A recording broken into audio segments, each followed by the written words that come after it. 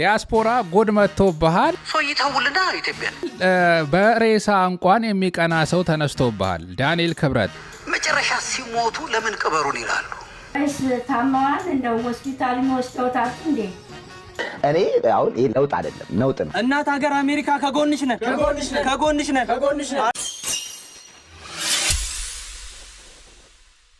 ሰላም ወደ ኢትዮጵያ ቤተሰቦቼ እንዴት ናችሁልኝ? እግዚአብሔር ይመስገን። ባላችሁበት መልካም ሁሉ እመኝላችኋለሁ። የአሽሩካ ቻናል ነው። ለዛሬ አዝናኝ አስተማሪ ምላቸውን ጉዳዮች ይዤላችሁ መጥቻለሁ። ይቅርታ ጠይቃለሁ፣ ጠፋ ብያለሁ። የጠፋውበት ዋናው ምክንያት ደግሞ ያው በስዊድን የተለያዩ ትምህርቶችን በመጀመሬ ነው። የስዊድንኛ ቋንቋ እየተማርኩ እገኛለሁ። ያው ከአንዳንዶቻችሁ ጋር በሀገር ቋንቋ ተነጋግረን መግባባት አልቻልንም። ስለዚህ ሁሞርዶ ሄዱዋ ሁርኮስታ ዴት ምናምን ስንባባል ትንሽ ቋንቋው ለየት ሲል ልንግባባ እንችላለን። አይታወቅም። እሱንም እንሞክረዋለን። በአውሮፓ ያው ኑሮን ለማሸነፍ ሀገር በቀየረን ቁጥር ያው ቋንቋ መማር አለብን የሚባል ነገር አለ። ያለውበት ደግሞ ስዊድን ነው። ስዊዲሽ የሚባል ቋንቋ አላቸው። እሱን እየተማርኩኝ ነው። የተለያዩ ትምህርቶችን ከዚህ ሀገር ጋር ለመኖር የሚያስችለኝን እየተማርኩ እገኛለሁ። ቪዲዮዎችን ለመስራት ጊዜ አላገኘውም። ለእናንተ አዲስ ነገር ለማቅረብ እንግዲህ እኔም ኢንተርኔት ላይ ብዙ አልቆየውም፣ ግን ከዚህ ወደዚህ ስል ያገኟቸውን ዘና ፈታ ያደርጋሉ ምላቸውን ለእናንተም ይጠቅማሉ ብዬ ያሰብኩትን ይዤላችሁ መጥቻለሁ። ቪዲዮ ላይክ እያደረጋችሁ እንድትካተሉ እጋብዛለሁ። አልፎም ቢሆን ገባ እላለሁ ማለት ነው። አሽሩካ የምርጦች ምርጫ ይቀጥላል። ይባባ አማርኛ የፈጠርናት እኛ የሚለን ቴዲዮ ለውጥ ሳይሆን ነውጥ ነው ያየነው እያለ ነው። እስቲ የተናገረውን እንስማ። ነውጥ ነው የምለው እኔ አሁን ይሄ ለውጥ አይደለም ነውጥ ነው። ምክንያቱም ለምን እንደዛ አልክ? ምክንያቱም ለመኖርና ለመኖር የሆነ ሰው መፍቀድ አለበት። ገባ? ያ ልክ አይደለም። እውነቱን ተናግሮ የመሸበት ማደር ማለት ይሄ ነው። የህዝብ ድምፅን እያሰማ ይገኛል ቴዲዮ። ያው ከዚህ በፊትም በለቀቃቸው ስራዎች ህዝብ ላይ በድሮን ጥቃት በተለያየ መንገድ የሚፈጸመውን ግፍና በደል ሲቃወም ነበረ። አሁንም በይፋ ወጥቶ ህዝብ በቃ እየተበደለ እንደሆነ እየተናገረ ነው። ለውጥ ሳይሆን ነውጥ ነው ያየ ነው። ከዚህ በላይ ምን ይገልጸዋል? ኢትዮጵያን ስትተባበሩ በጣም አስደንቃችሁኛል፣ አስቀንታችሁኛል አይነት ነገር እያለ ነው ዝነኛው የዜና አቅራቢ ዲላን እንስማ ውስጥ። I need to say something about Ethiopia because they're doing it again. I cover a lot of global news, and at this point I've probably spoken about every country on this planet, but I have genuinely never seen a country that can mobilize around something the way Ethiopia can. It is, I don't even understand it. በዓለም ላይ በርካታ ሀገራትን ዜና ዘግብ ያለው እንደ ኢትዮጵያን ግን እንደዚህ ትብብር የተመለከትኩበት የለም ነው እያለ የሚገኘው። ይሄን ያለበት ምክንያት ደግሞ አዶናይ ቲክቶክ ሊዘጋ ነው በሚል 100,000 ጥሪ አቀርበውለት ነው። Point is, today it feels like I've been hit by a tsunami. I must have got, no exaggeration, like 100,000 tags.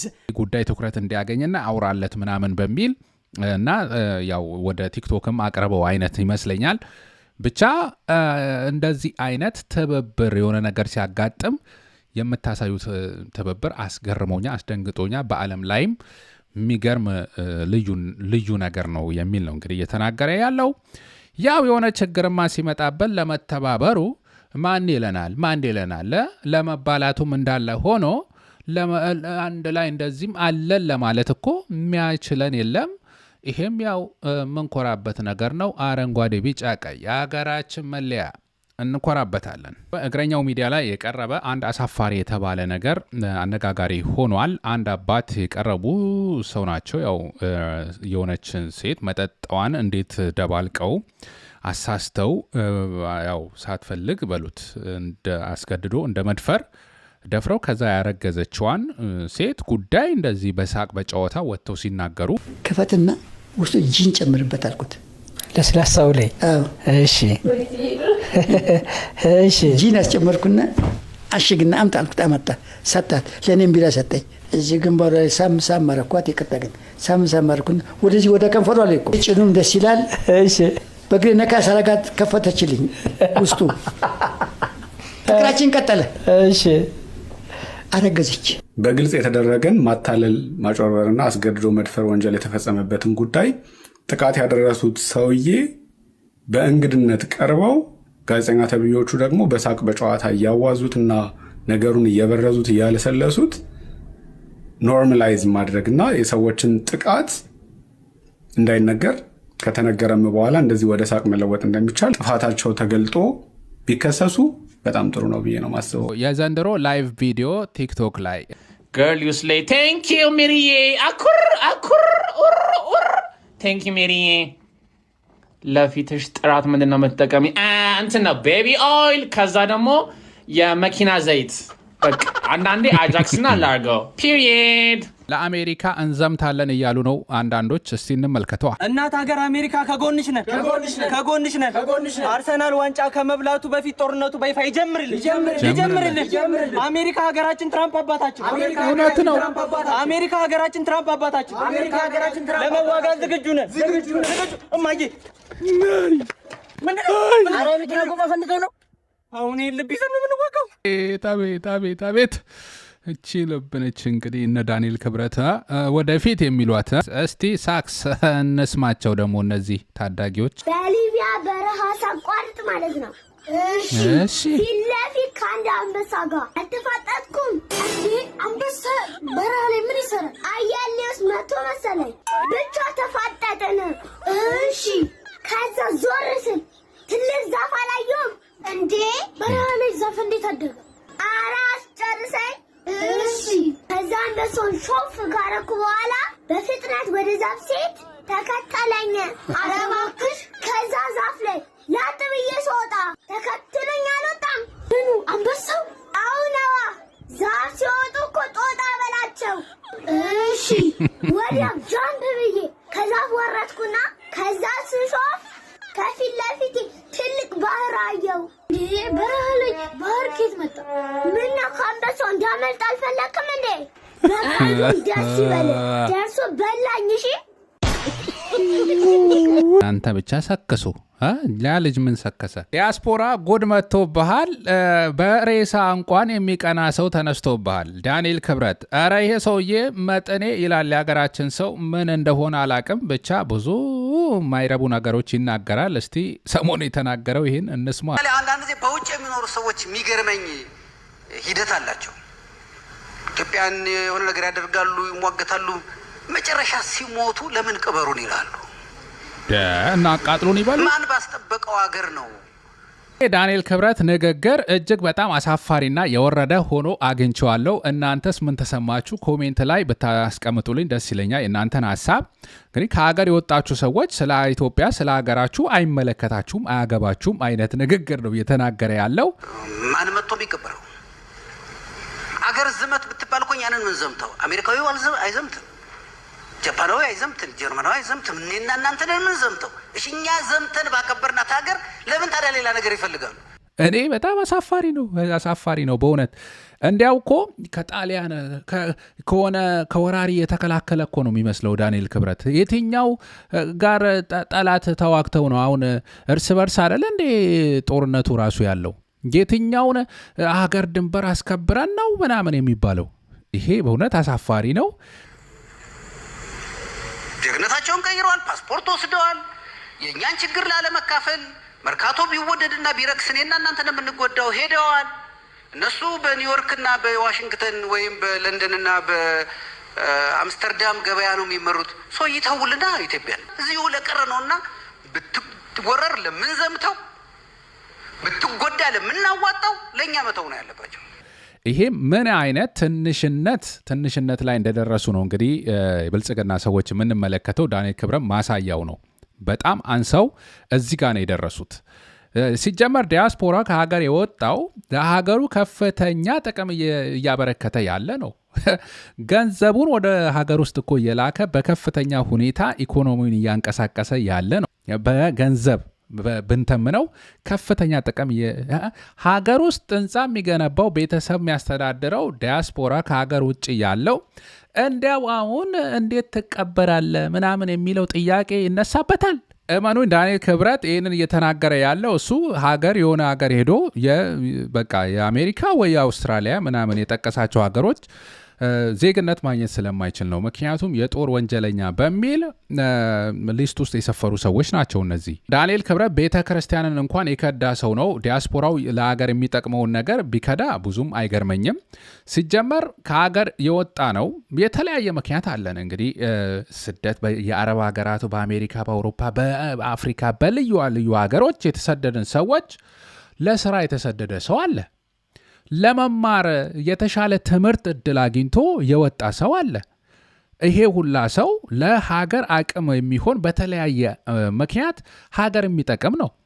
እንደዚሁ የፖለቲካ እሳት እየዘነበበት ሀገር ላይ አላስቀምጥ አላስኖር ሲባል ጋዜጠኛው፣ ኮንቴንት ክሬተሩ፣ የተለያየ ፖለቲከኛው ከሀገር የወጣ ሰው አለ። እንደዚሁ ቢዝነስ ለመስራት ለመነገድ ስራ ለመስራት እኮ ከሀገር ወጥቶ የተለያየ ፓስፖርት ያዛል። ለምን? የሌላ ሀገር ፓስፖርት ይዞ ንግዱም የተሻለ ስለሚሆንለት። ይሄ ሁላ ብዙ ነገር አለ። በአጠቃላይ ለሀገር የሚጠቅም ሀብት ነው የሆነው ከሀገር ውጭ ያለው ሰው እና እንዴት ለቀብር ምናምን ተብሎ ቅናት ውስጥ የሚገባበት ደረጃ መደረሱ አያደርስ ከማለት ውጪ የማዘርየን ንግግር እስቲ ይስማው ራሱ። አቶ ዳንኤል ክብረት እኔ እንግዲህ ጨዋን ያሳደገኝ አንጠልጥዬ አልጠራም። የተከበረው አቶ ዳንኤል ክብረት እንደው በጤና ነው ወይስ ታመዋል? እንደው ሆስፒታል ወስደውታቱ እንዴ? የኢትዮጵያን ሕዝብ የሚረዳው፣ የታመመውን የሚያሳክመው፣ የተራበውን የሚያበላው፣ ቤተክርስቲያኑን የሚያሰራው፣ ለተቸገረ የሚደርሰው በውጭ ሀገር ያለው ሰው አይደለ እንዴ?